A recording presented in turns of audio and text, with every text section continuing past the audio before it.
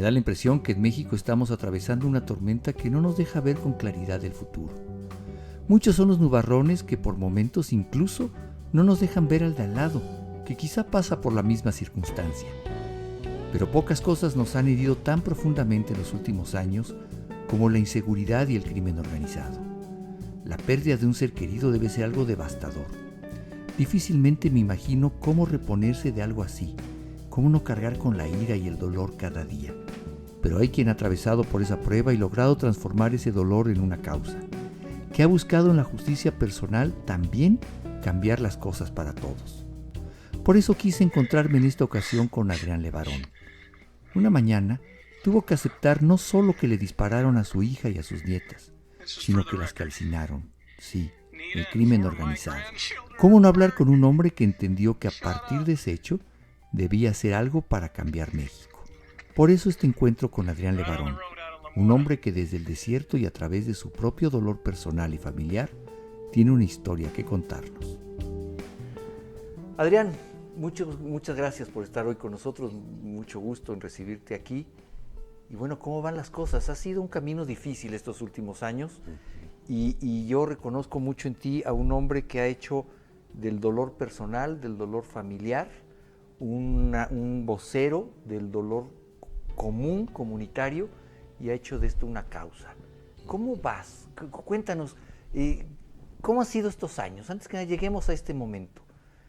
¿Cómo ha sido este caminar personal, familiar, desde la tragedia en la que perdiste aparte tu familia a manos del crimen organizado y levantaste la voz y dijiste esto no puede continuar así? ¿Qué pasó en ese momento en que decides volverte un activista por la justicia? Pues antes que nada el placer es mío poder estar aquí, siempre que desde que te conocí, lo que nos hemos visto, yo siento una como que me sirve de terapia, sinceramente el hablar, el volver a contar, el volver a revivir. Siempre he dicho, pero así lo digo, con razón en los evangelios, ¿no? Y la muerte y la crucifixión de Cristo sigue siendo tema todo el mundo habla del momento y si fue y cómo fue y hasta nos inventamos, ¿no? Más de 2000 años y seguimos hablando. Y seguimos hablando del tema. Porque hay temas que nos calan muy profundo, calan, ¿no? y luego queremos entenderlo hasta para nuestro propio beneficio. Y yo asimilo un poco esto, y es por eso que yo ahí estoy, que se repita. Pero fíjate, Adrián, ahorita tú decías, por ejemplo, la crucifixión de Cristo, más de 2000 años que sucedió, sigue siendo un tema debate, sigue siendo un tema en el que incluso hay muchas interpretaciones y unos dan una opinión, otros dan, pero es un tema actual. 2023 años después, es un tema actual. Como a mí me pegó algo muy fuerte que llegué a la conclusión de que a él lo juzgan bajo la ley judía y bajo la ley romana. Entonces, jueces lo sentenciaron. O sea, hasta cierto punto él fue sentenciado a la crucifixión. Sí. No es como que no fue una horda la que lo fue. No fue un linchamiento. Hubo un proceso. Un proceso de ley muy interesante. Y digo, fíjate qué interesante. Muy interesante. Pero fíjate, Adrián, que a mí también me da la idea que se ha perdido la capacidad de asombro frente al dolor ajeno en nuestra sociedad. Si bien podemos seguir hablando de la crucifixión, hoy parece una nota como muy cotidiana el tema de fosas clandestinas, desapariciones forzadas, muertos por todo el país, y hemos empezado a normalizar un poco esa violencia, y tu papel ha sido mucho que no se olvide. Sí, que no se olvide fue mi tema, porque por eso Sassi, esto no se puede olvidar. Pero recuerdo mucho, por decir así, desde el momento en que me avisan de la muerte de mi hija y que ya la encontraron y que sí que los cuerpos sí estaban adentro del carro. Y yo pasaron horas. Pues yo pasé yo no vi a mi hija hasta, se puede decir, más de 12 horas después. Y eso que si yo le piso al carro, En 2 horas y media llego ahí de donde yo estaba, porque Levarón y Bavispe está como a 3 horas. Y de esas 3 horas es un cacho de terracería. Ella iba de Levarón a Vispe. Era al revés de Bavispe. Es que de Bavispe. Siempre cuento así, un chavo de Sonora, un chavo de Bavispe, se fue a buscar novia al Colonia Levarón, conquista a mi hija y se la lleva a Bavispe. Entonces ella vivía en Bavispe. Su casa era Bavispe. Pero también, como esos son pueblos que trabajan mucho en Estados Unidos, en ese momento su esposo estaba en Estados Unidos. Precisamente ese día, esa noche, yo hablé con ella, una noche antes, y estaba yendo, porque es más rápido llegar de Bavispe a Janos, Chihuahua, y luego Agua Prieta, Tucson, Phoenix. Entonces, esa era la ruta que ella estaba tomando para recoger a su esposo.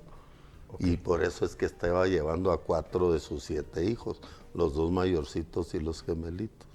Entonces yo ya traía esto, y sí había una preocupacióncita, pues siempre hay una preocupación porque es un terreno, y es por eso que ella se le pegó a otras 2 mujeres que llevaban a sus hijos a Levarón. Ellas iban a Levarón, pero hay un entronque que es Janos, y ahí es donde se iba a dividir ella para Phoenix y ellas para Levarón. Pero entonces inicialmente iban en una como caravana de señoras para irse cuidando, para irse acompañando. Ya se oía ruido. ¿Qué se oía? ¿Qué oías? ¿Por qué? Pues muchas cosas han pasado, pero hay algo muy fuerte, porque se le avería el carro del copiloto de la Suburban negra de mi hija, un Valero. Entonces ella ve y se para al salirse, a los 5 minutos de su casa ella notó el problema, se para, ve que el problema está serio y se devuelve con las otras 2 camionetas, se devuelven a ver si consigue otro carro. Entonces le prestan el Suburban su suegra, que vive ahí en Bavispe, en La Mora. Entonces se arranca en la camioneta de la suegra, era una Suburban y más o menos traía buenas llantas. Y yo nomás pienso algo muy fuerte, porque cuando ella llega otra vez al carro donde está su carro averiado y empieza a mover los car seats, ¿no? De los niños y todo esto, así la imagino. Y es medio chilloncita, gritoncita era mi hija. ¡Hey, boys, hurry! O sea, una voz chilloncita muy presente, la traigo aquí. Entonces me imagino que les estaba poniendo mucha presión a los niños, porque para que no la dejaran tan atrás las otras 2 Suburban. No la esperaron, ese es un punto. No la esperan. Las otras 2 Suburban se van. Sí, porque pues, ya las había molestado suficiente con devolverla y traer. No, pues de ahí nos alcanzas. Así le dijeron. Entonces ella, en el apuro, me imagino, un poco desesperada, gritando y todo. Te digo lo del grito, porque si tú vas al lugar donde estaban aparapetados los que la matan, tú podrías escuchar los gritos de mi hija. Eso es absoluto lo que estoy diciendo. Y con miralejos y todo eso, vieron toda la escena. Los que mataron a mi hija vieron toda la escena donde ella está cambiando a los niños las maletas y se arranca. Y así a los menos de 2,000 metros, a los 2 kilómetros, pero porque es curvita. Pero de donde estaba la mesetita, y es que yo he estado ahí y yo chiflo y escuchen mi chiflido.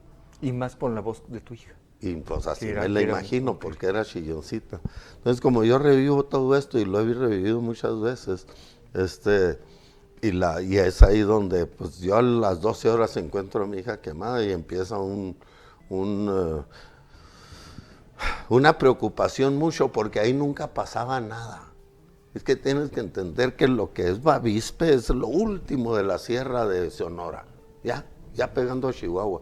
Dura de 5 a 7 horas empavimentado llegar de la capital del estado, Hermosillo, a Bavispe. Está lejos. Está lejos. Por eso es que se van a Chihuahua para ir al Paso, al hospital, a cualquier cosa. A comprar gasolina se van a Chihuahua. Claro. Entonces yo conociendo todo esto, me hago ese compromiso de, oye, esta cosa no se debe de olvidar, especialmente porque ya habíamos estado sufriendo como Pero a ver, municipios. déjame hacer una pausa. Sí. Y tu hija te habla en la noche, te dice, hola papá, platican, voy a ir por mi marido mañana, Sí. ¿no? Pasa todas las camionetas. ¿Había alguna amenaza contra ustedes? ¿Por qué? ¿Qué pasó? ¿Por qué con ella? ¿Por qué de esa manera?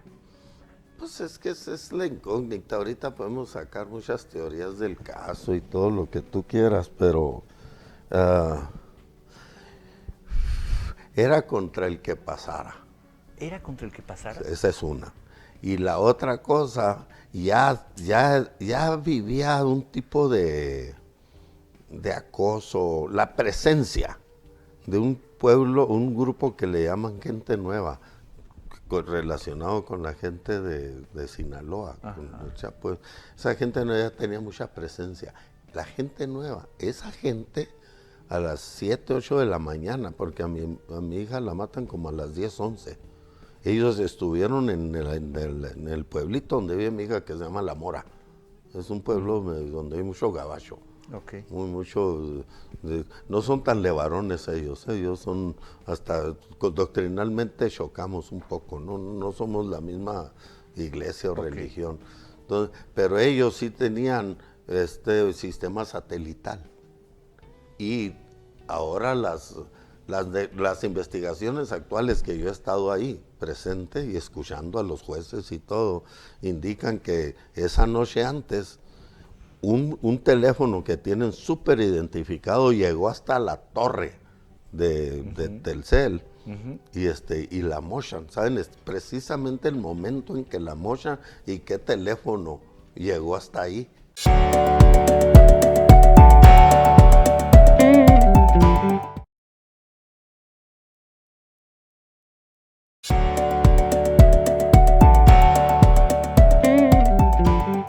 Entonces a las 2, 3 horas, a las 10:30, unas horas después que sucede esta masacre, algo muy, muy fuerte que pasó ahí es, más o menos a la media hora de que ya supimos que sí estaba mi hija ahí, mi consuegro estaba ahí. Mi consuegro, el otro abuelo de mis nietos, es el que tomó el video. ¿Él es el que toma el video? Él es el que... ¿Tu consuegro estaba contigo? No, yo estaba en Levarón. Él estaba en la vista. Él estaba en donde vive mi hija. Okay. A minutos de la masacre. Correcto. Entonces él va porque... Toma el video. Porque de pilón la camioneta era de él. Claro. Esa es la que le prestaron. Sí. Entonces, lo que me queda muy marcado aquí es que a minutos, ellos trataron de traerse un dron, porque los Lanford tienen dron, pero se le acabó la pila y se bajó y no hay récord. Pero como 8 comandos del lado de Sonora llegaron a la escena del crimen, incursionaron para ver si se chingaban a los que perpetraron el caso. Claro. A mí lo que se me hace muy curioso, que si estaban esperando a estos comandos, ¿por qué no siguieron esperándolos? Después de haber matado a mi hija, o sea, claro. como que ellos sintieron que ya hicieron el jale. Entonces, ¿cuál es el jale? Calentar el momento y que todo... ¿Sabes que les conviene mucho? Mi conclusión es que le conviene mucho a estos cárteles, les convienen mucho los pueblos desaparecidos, es mi conclusión. Ellos quieren que en esos pueblos no viva mucha gente, y la que viva ahí esté con ellos. Es que hay algo muy trascendental y muy peligroso de comentar. ¿Y el crimen a tu hija fue para mandar una señal y asustar a las poblaciones? Así lo creo yo. O sea, porque agarran parejo y todo, porque cuando asustan a los pueblos, has visto, ¿no? Cuando yo reporto de pueblos fantasmas, sí. Lo que pasa es que ahorita los cárteles traen el control absoluto de los recursos naturales de esa sierra, ya sea bosques, ya sea minas, ya sea agua. Ellos quieren traer el control, pero no es que quieran hacerse dueños. Como existe una mina que echaron a volar los Lanfords, y para poder atorarlos de que no les siguieran, les echaron a volar un ejido. Todo un ejido fueron y les cerraron la mina. Oh. Entonces hay algo muy importante aquí. Yo lo veo así, es dramático lo que te voy a decir. Si los land force para usufructar y utilizar la mina, si hubieran arreglado con el narco, estarían minando. Oh. Esa es la clave. Exacto. Entonces, estos cabrones, los cárteles ya saben que si el canadiense quiere abrir una mina, le ofrecen, ahorita te lo puedo decir, le ofrecen a los mineros extranjeros, les ofrecen, yo te consigo los permisos, yo te permiso con agua, con todo, yo te consigo todo lo que necesites de la Ciudad de México, yo te lo consigo. Y además te doy protección, además te ayudo a que no te roben ni los locales, y si tienes broncas con ejidos o con propietarios, yo te arreglo ese problema. Y luego yo te garantizo que el producto que saques va a llegar a donde lo lleves, nomás hay que pagar. Hay que pagar. Entonces es el derecho de piso que abarca muchas cosas. Muchas cosas. Entonces, los gringos estos, como nosotros no cedemos, nosotros nunca cedemos en LeBaron. En la comunidad LeBaron ya ha habido intentos de extorsionarlos, de cobrarles derecho de piso y estas cosas que hoy se oyen. Pues uno de los más, el único que yo conozco muy fuerte fue cuando allá por el 2009 a Benjamín, le secuestran a Benjamín, el hermano de Julián, un hermano, y toda la familia y todo el pueblo fuimos a manifestarnos en la ciudad de Chihuahua, pues devuélvanos al secuestrado. Claro. Y el gobierno ayudó a que nos lo devolvieran y no pagamos. Entonces, a él, unos días antes, un mes antes, lo atoraron en seco. Y le dijeron esto y esto y esto y esto. Le quisieron cobrar un tipo de extorsión. Y el vato, con muchos huevos, dice, pues, éntrenle, aquí no van a ver nada. Y a los días lo matan. Okay. Entonces, a nosotros nos quedó como ejemplo que si él no le entra, y desde entonces saben que a nosotros preferimos que nos maten antes de que nos extorsionen. Entonces, más o menos por ahí va la cosa. Entonces, nosotros nunca, si hubo intentos o no, han sido limitados. No les funcionó el secuestro y no les funcionó lo de... Ustedes no negocian con ellos. Nunca, nosotros jamás en lo más mínimo. Y se atienen a lo que suceda. Y nos atenemos a lo que suceda. De eso se trata más la esencia. ¿Tú crees, Adrián, que si más comunidades en el país asumieran esa postura, de aquí no vamos a negociar con ustedes y búsquenle, vamos a encontrarnos, ¿no?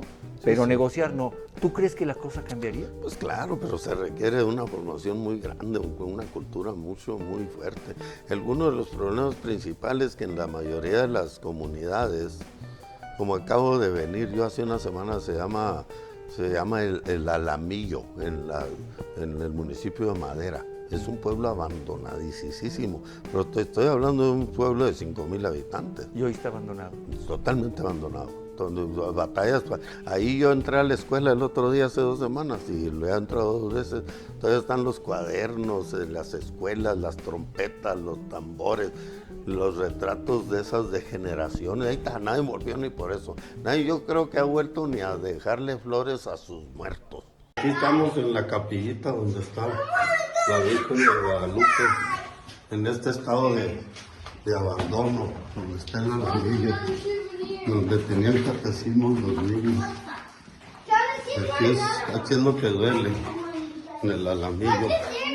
Abandonó el pueblo. Esos columpios que tienen aquí, me traje a mis nietos para que se paseara tantito en este columpio que yo creo que ya tiene más de 12 años, o 13 que no se usa, porque también se llevaron a los niños de este pueblo y todo el mundo se fue.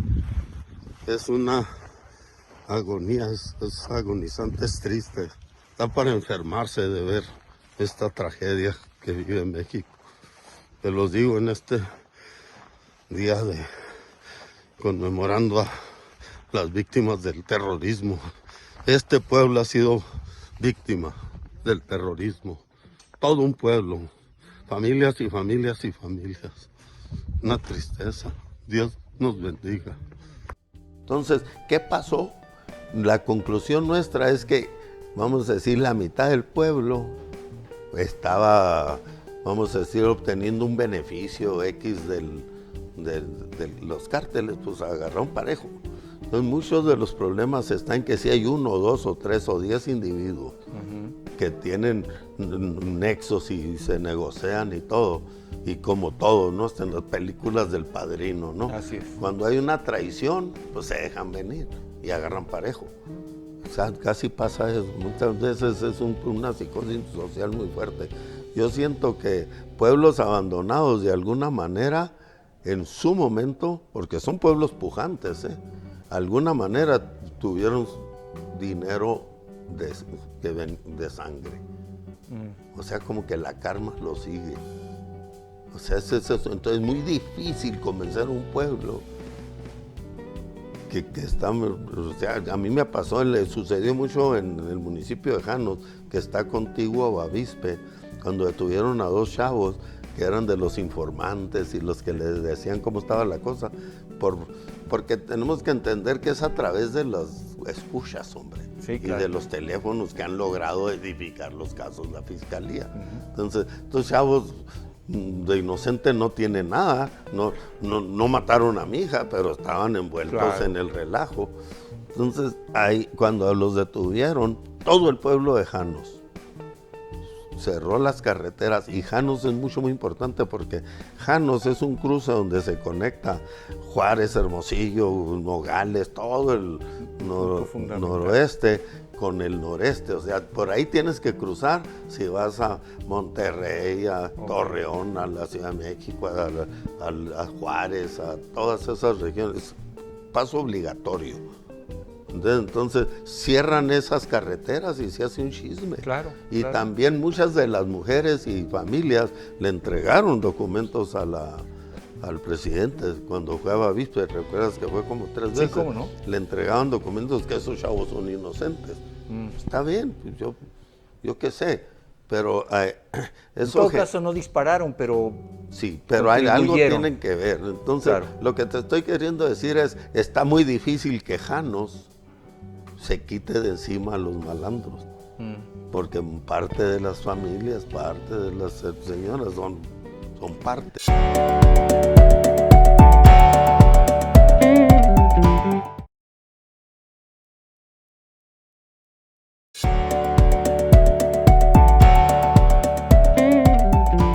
Pero, a ver, dime una cosa, Es muy difícil.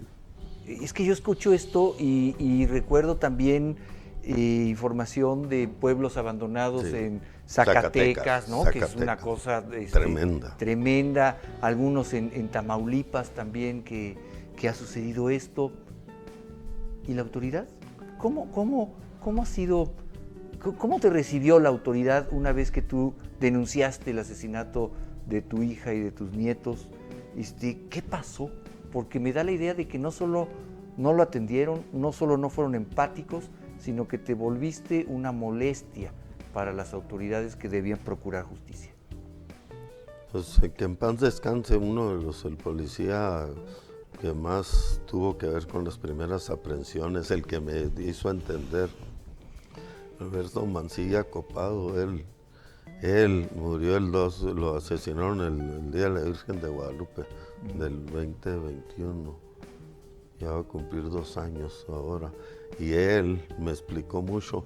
Entonces, él era la Policía Ministerial Federal y su equipo encargada de ir a investigar el caso por parte de la Federación cuando atrajo el caso a la Federación. Sí. A él le tocó cuando llegó la FBI y todo ese relajo. A ver, ahí hay un punto importante. Sí. Se ha especulado mucho de que hubo agentes del FBI en la escena del crimen, toda vez que ustedes también tienen la ciudadanía estadounidense. Sí. ¿Hubo agentes del FBI? Yo los conocí, a mí me entrevistaron, yo los llevé, yo los traje personalmente. Yo les entregué muchas de las pruebas que yo había recolectado, porque pasaron 24 horas y no apareció una autoridad, pues yo me puse a levantar pruebas, y yo debí de haber acordonado amarillo y todo lo que sé. No, hubo más de 50 elementos, pero era muy curioso. Ellos dormían en Nogales, en Douglas, Arizona, y todos los días iban a la escena y se devolvían a dormir. No se y otra vez quedaban aquí. le ofrecí una soda y no me la aceptó, un café no me la aceptó. Siempre traían una bolsita con agua. Ellos de aquí ni agua agarraron. Mira. Se la traían de Estados Unidos el agua. Y fueron más de 50, pero a ellos yo platicó con la Procuradora General de Justicia de Sonora en su momento, y ella dice que ella lo solicitó, que no necesariamente fue la Federación. Querían más o menos que rastrearan y todo.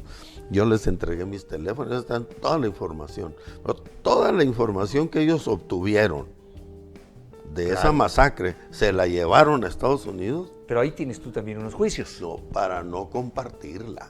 Para no compartir. Es que la especialidad de la FBI es, todo está dentro de su cajita. Ellos saben todo lo que pasó, pero no lo comparten.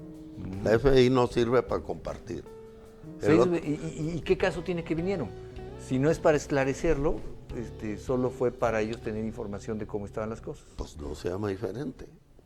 O sea, quién sabe por qué, pero no tiene otra razón. O sea, para tener pruebas contundentes. Pero ellos, la FBI no tuvo nada que ver con el juicio de Estados Unidos. ¿No? O sea, tú estás llevando a cabo juicios en Estados Unidos en el que incluso estás pidiendo que a los cárteles del crimen organizado se les declare organizaciones terroristas. Sí, esa es una. Y también un juez determinó que sí tienen la obligación de una reparación de daño. Con un tipo, cuando a un ciudadano americano lo asesinan fuera del país o terroristas los asesinan dentro del país, como el caso de las Torres Gemelas, sí, claro, entra una ley donde los van a corretear y les van a quitar bienes para la reparación de daño. Y un juez ya dio el fallo. Que debe ser. Que debe ser. A ver, no, a lo mejor no se va a dar, pero que debe ser. Pero ya está sentenciado. Sí, está sentenciado. Déjame hacer una pausa. Suelta. Y regresar un poco. Sí, dale. Tú estás en tu casa, ¿no? Gracias. Y recibes la llamada, o ¿cómo te enteras de que había sucedido esto con tu hija? Sabes que era como eso a las 10:30 precisamente, porque uno sale a trabajar temprano, paso por mi esposa y la invito a ir a echar gasolina, que está como a 10 kilómetros la gasolinera del ranchito de nosotros, del pueblito. Levarón no tiene gasolinera, entonces te tienes que ir a las gasolineras. Y al salir ya entra una llamada. ¿Quién te habla? Habla una prima de mi hermana, de mi esposa Shalom, que es conocida mucho de la gente de La Mora, y le dice, ¿qué has oído de Ronita? Le preguntan. No, nada, no, déjame mandarte un mensaje. Entonces nos bajamos de la carretera y los pusimos y escuchamos el mensaje, es la primera vez, y ya por WhatsApp metieron un mensaje donde decía, encontraron el vehículo donde iba Ronita, iba rumbo a Chihuahua, lo encontraron en llamas, no sabemos qué está pasando, no sabemos si están adentro o no, estaba la puerta abierta y así dicen los sicarios, tal vez se la llevaron. Eso fue lo primero que la primera idea que a ti se te hace es, la secuestraron. Exactamente, y se quedó esa espinita. Y entonces no fue sino hasta que pasaron los minutos que vino el consuegro, ¿te acuerdas? Sí, claro. Y se tuvo que esperar a poder meter la cámara. Porque imagínate, ese carro fue totalmente sorreado por gasolina y estaba a 1000 por hora. Fue tan fuerte la lumbre que pronto se le acabó el combustible. O sea, no fue lento. Entonces yo calculo que como a la media hora ya pudieron meter y ver que sí estaban los restos de mi hija ahí. Y entonces mi consuegro se llama Kenny Miller, él dice que le pensó mucho para subir el video, no quería, no lo hago, sí lo hago, y se lo aventó. Algo mucho muy importante que pasó aquí, desde el momento que nos enteramos, debido a otras situaciones, especialmente la de Benjamín, nosotros sí tenemos contactos bastante directos por situaciones de problemas con policías locales, con el Procurador General de Justicia de Chihuahua.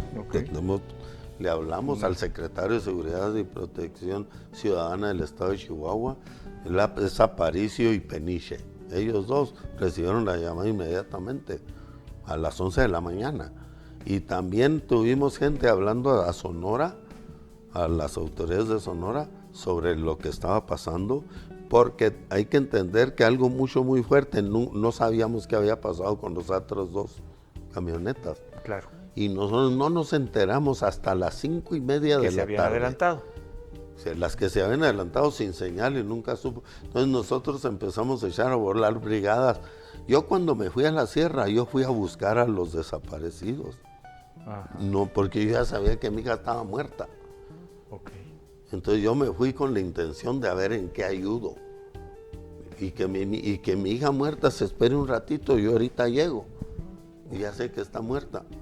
Entonces casi toda la brigada que se fue era pues buscamos apoyos, fue el Policía Federal, fue el Ejército, para compañeros, no querían entrarle. ¿Por qué? Pero duramos más de 8 horas para llegar. A ver, ¿por qué? Empezamos esta plática, Adrián, y tú me platicabas algo que se hace en 3 horas, yendo a una buena velocidad, hice muchas más horas. ¿Por qué? Pues algo que me queda muy presente a mí. Yo tengo muchos hijos en Estados Unidos, pero una de mis hijas estaba en Salt Lake City cuando escucha lo de mi hija. Y bueno, luego empiezan a venirse, viajó muchísima gente, miles de gente viajaron de Estados Unidos a este funeral. Pero luego me hablaron, dile a mi papá que no se suba, que está muy peligroso. Porque yo como agarré mi carretera y me empecé a buscar poco apoyo. A medida que iba rodando yo, empecé a buscar gente que me acompañara. ¿Se te iban juntando? Y se me iban juntando. Okay. Se me iban juntando. Tengo un hermano que por X o X, desde la muerte de Benjamín, trae una escolta de la Guardia Nacional. En aquel momento era Policía Federal. Sí. Y yo le hablé, sígueme. Entonces, cuando llegamos al pueblo de Janos, que es donde te digo que es el entrón, que nos detuvo la Policía Federal y no nos quería dejar entrar. ¿Y por qué? Pues, o sea, casi nos dijo, pues vayan a denunciarlo al Ministerio Público. ¿Qué tienen Pero no ustedes? pasa. Pero no pasan, y no pasan, y no pasan. Mi esposa, Shalom, iba conmigo y siempre su corazonada era que estaban limpiando su cochinero. Otra cosa que se oye últimamente desde la gente de La Mora, que cuando incursionaron esos comandos que te digo, ¿sí? Pasaron 2, 3 balaceras y se devuelven y dicen que es porque se oye muy fuerte que ahí van los Levarón. Porque como los Levarones van y juntan al ejército y todo, y luego nos detuvieron primero en Janos y después nos detuvieron un poquito antes de subir a la sierra, que es que para esperar más refuerzos. Pero puro chanchú era para limpiar para irse. Porque cuando llegamos ahí nomás encontramos, yo, Julián, y la primer caravana que entró encontramos a Cristina muerta, destapada, asoleada ya de muchas horas. Y más abajito, yo no llegué a este momento porque llegaron de La Mora, rescataron a los 6 niños heridos. Es muy fuerte lo que más, y los rescataron porque 2 de los no heridos ya habían caminado a avisar. El más grandecito de 12 años caminó 20 kilómetros para avisar que a su madre la habían asesinado. Lo que te quiero decir es esto, desde que supimos estábamos pidiendo helicópteros.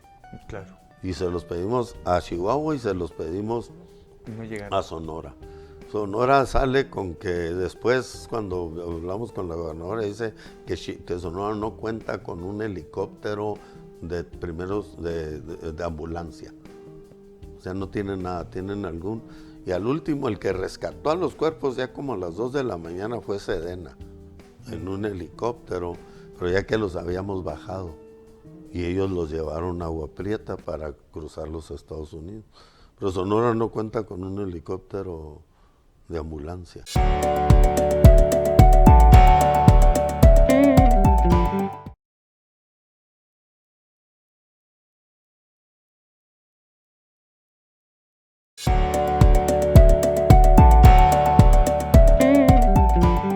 A ver, Adrián, sucede esto, no solo México se conmociona con la noticia, tiene una repercusión internacional muy importante.